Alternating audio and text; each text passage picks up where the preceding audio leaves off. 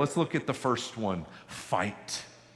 If we're going to put sin to death, we must put up a fight.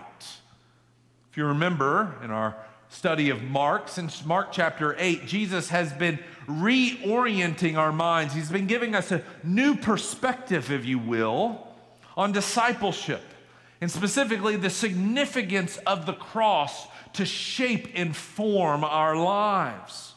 Jesus told us in 8:34, if anyone wants to follow me or come after me, let him what? Deny himself, take up his cross, and follow me. Today we're going to see that this self-denial, this cross-bearing walk with Christ is primarily about crucifying our sin as we look to him. It's for this reason that Jesus is now going to warn us of the threat and consequences of sin. Sin, my friends, has a rippling effect. It's like a boulder splashing into a pond. It affects everything and disrupts the waters. Sin, my friends, is never safe. It's never contained. You never have it under control. Sin always takes you further than you ever intended to go. And it costs you more than you ever thought it would cost you. Jesus tells us that our sin has a rippling effect. And it can even destroy the faith of others. This is why he begins verse 42 this way. Whoever causes one of these little ones who believe in me, this is Christians. Whoever causes another Christian, you could put it, the one who believes in me to sin. It would be better for him if a great millstone were hung around his neck and he were thrown into the sea.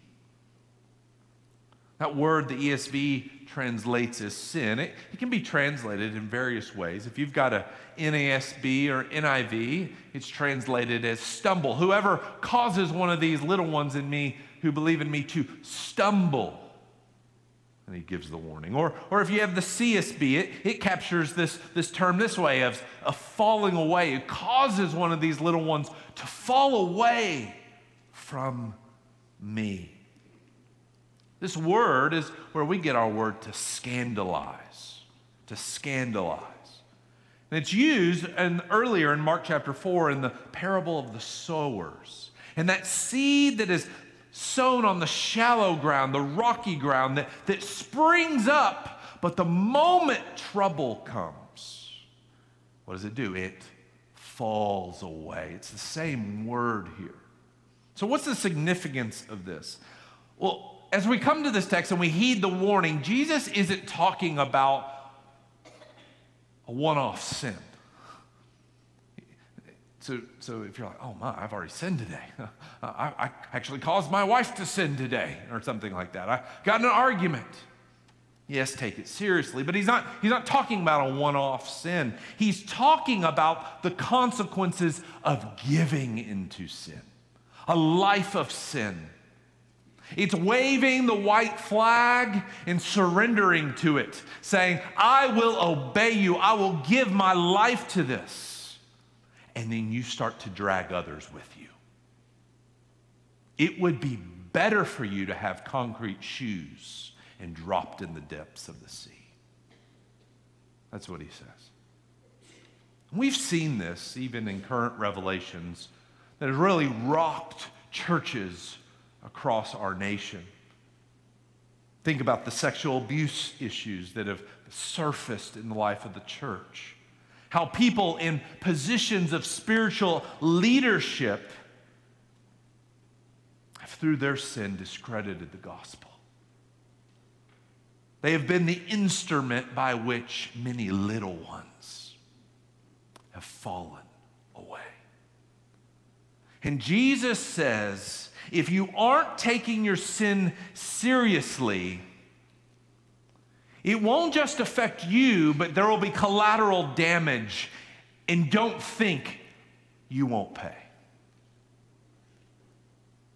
If you become an instrument, your sin comes out of control. It leads you, it takes you further than you ever thought it would, and it begins to destroy the faith of someone else. Jesus says, what I'm going to do to you, you would have rather have been drowned in the sea. For Christian, I want to plead with us. It's a word for me too. You must take your sin seriously. Not only because it may destroy the faith of another, but it may destroy you as well.